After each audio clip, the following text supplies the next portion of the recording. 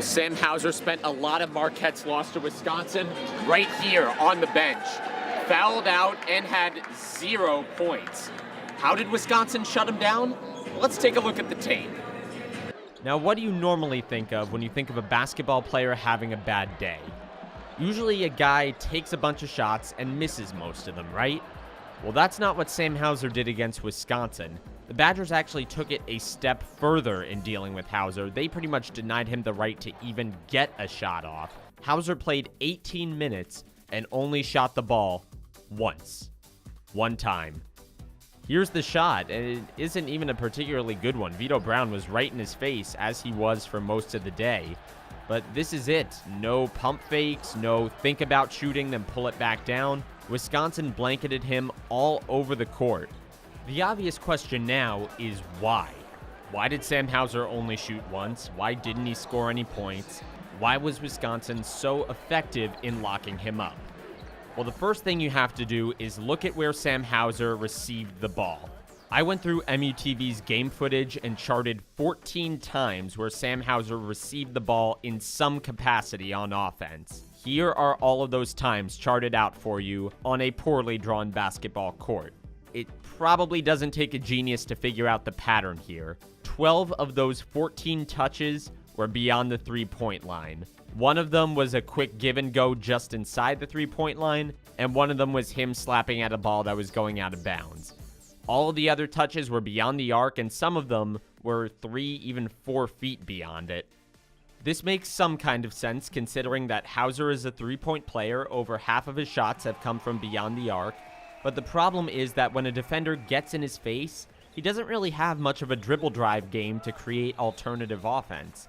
Of the 14 times that he touched the ball, he held it for more than 2 seconds only once, which says to me that if he catches the ball and a defender's already in his face, he's just going to sort of shuffle it along to the next guy. Now, there's not necessarily anything wrong with that. Plenty of great players are catch-and-shoot three-point guys, but it does sort of limit what he can do on offense. The second reason why Hauser didn't really have a great day is that Wisconsin just played excellent defense, especially Vito Brown. Brown checked Hauser on 8 of his 14 touches, and he did an absolutely exemplary job. I want to take you back to Hauser's only shot of the day. Check out how quickly Brown navigates his way around this screen and arrives at Hauser almost right when he's about to get his shot off.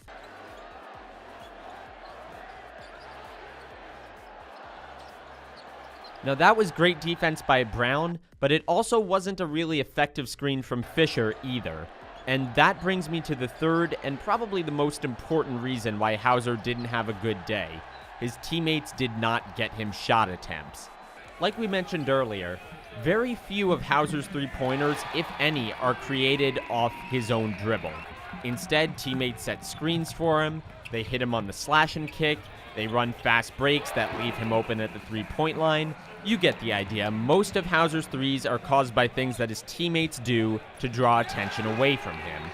Well, in the Wisconsin game, his teammates didn't really do much that would cause Hauser's defender to need to leave. Most of the time, the Badgers were able to play man-on-man defense just fine. They handled screens well. They didn't allow guards to really get into the paint. Marquette didn't run the fast break with the kind of regularity that they normally do. There were none of the prerequisite conditions in place for Hauser to get open shots. To illustrate that point, let's take a look at this play. The way this is laid out, we start with a ball handler up top, Luke Fisher setting a ball screen, and Sam Hauser in the right corner. The goal of this ball screen up here is to get the defender guarding Marcus Howard to instead guard Luke Fisher, and vice versa. That way, you get a taller, slower defender on a speedy ball handler in space, and you get a smaller defender on a post player down low. Now, if that happens, there are a couple of options for the offense, and they're all good. Marcus Howard could drive to the basket or pull up for a jumper. He could pass to Luke Fisher, who will likely get an easy shot attempt. Or, if the help side defense comes in from the right, they could swing it to Sam Hauser for an open three-pointer. It's through plays like these that Marquette's offense tends to work the best. But once again, that's all contingent on these two guys switching who they're guarding. And that doesn't happen here. Instead, Wisconsin negotiates the screen well, Both of their guys are still right in front of their assignments, and as a result, Sam Hauser doesn't really have anything to do with the ball once he gets it. This happened a couple of times. Let's take a look at another example. So this is from later in the game. Marquette's offense has stalled by this point, and they need something to get it going. Now, the Golden Eagles are going to try the exact same play, but this time, Hanif Cheatham is the ball handler, and Sam Hauser is going to rotate from the corner all the way back toward the top of the key. Nigel Hayes plays this one really well for Wisconsin. He drops down for a split second to help out with Fisher, and then immediately rushes back out to the three-point line to take away Hauser's shot. So by the time Hauser actually gets the ball, there's nothing to do with it but just pass it to a teammate and try something new. There is some good news, though. The first is that Hauser played pretty solid defense. I counted 7 instances where a player he defended took a shot, and only 2 of those shots went in. Here's the first. This was just a miscommunication with Fisher that probably wasn't even Hauser's fault. The other one was, to some extent. He got caught ball watching and Nigel Hayes cut to the basket for a layup. But everything else was really good. He had a couple solid closeouts on Bronson Koenig, Nigel Hayes. He defended some of the best scorers in the entire country and probably did the best job of any Golden Eagle. Yeah, there were a few times where a player he was guarding took a shot and someone got an offensive rebound and tapped it back in. But that's going to happen against a team like Wisconsin that's so good on the boards.